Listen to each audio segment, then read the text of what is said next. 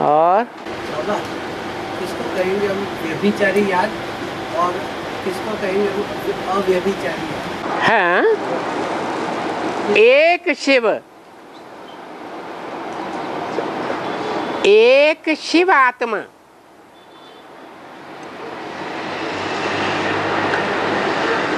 जिसको हमने किसी मुकर्रर साकार शरीर में पहचान लिया कि वो इस सृष्टि पर आया हुआ है मुकर्रर शरीर में,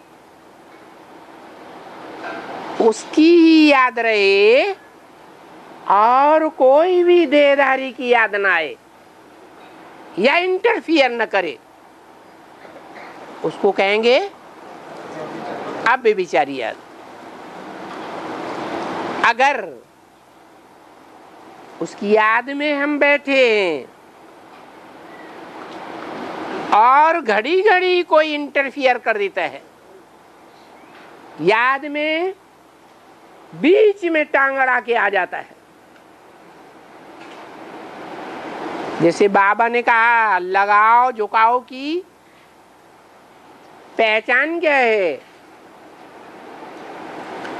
लगाव झुकाव की पहचान है न चाहते हुए भी बुद्धि बार बार उस तरफ चली जाएगी।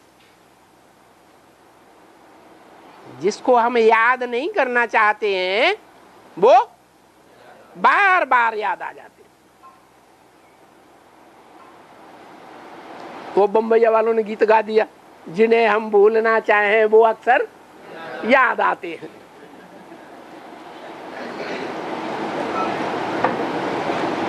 है कहाँ की बात है? ये यहाँ संगम युग की बात है। अभी ज्ञान मिलने के बाद उन दूसरे दूसरे देहधारियों को कोई याद नहीं करना चाहता, क्योंकि सब की बुद्धि में बैठ गया बाकी सब दुखदाई है, आगे या पीछे दुखदाई जरूर है। इस दुनिया में सिर्फ एक शिव बाबा ही है जो सुखदाई है।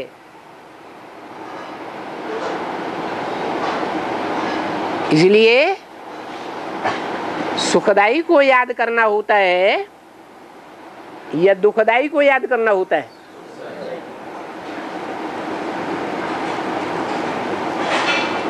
रावण दुख देता है तो उसका नाम रख दिया है रावण, रावयते लोकान।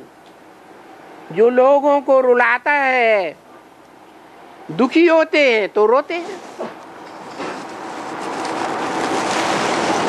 कन्याएं माताएं आंसुओं से रोती हैं, पुरुष अंदर से रोते हैं। रोते तो है ना। तो जो रुलाता है वो क्या हो गया? वो रावण हो गया। अभी जब बाप आते हैं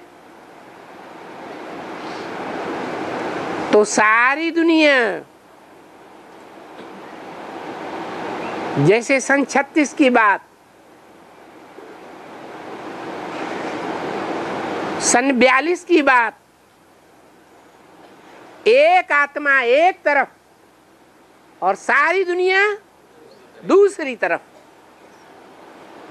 तो सारी दुनिया के जो भी 500-700 करोड़ मनुष्य आत्माएं हैं वो कौन सा संप्रदाय हो गई? सब रावण संप्रदाय हो गई। और जो आदि में हुआ सो क्या होगा? अंत में भी वो ही होगा।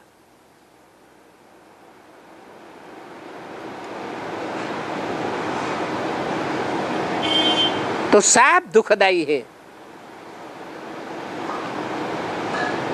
एक सुखदाई साबित होगा सारी दुनिया में।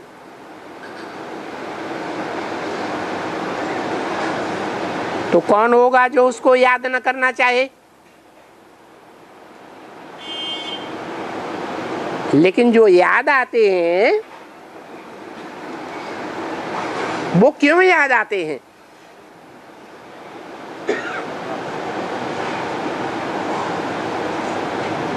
हमको अब भी बेचारी शिव बाबा की याद क्यों नहीं करने देते है? है? जन्मों का जो कर्म है, किसी का कर्ज है तो अपना कर्ज लेने के लिए आएगा बार बार या नहीं आएगा?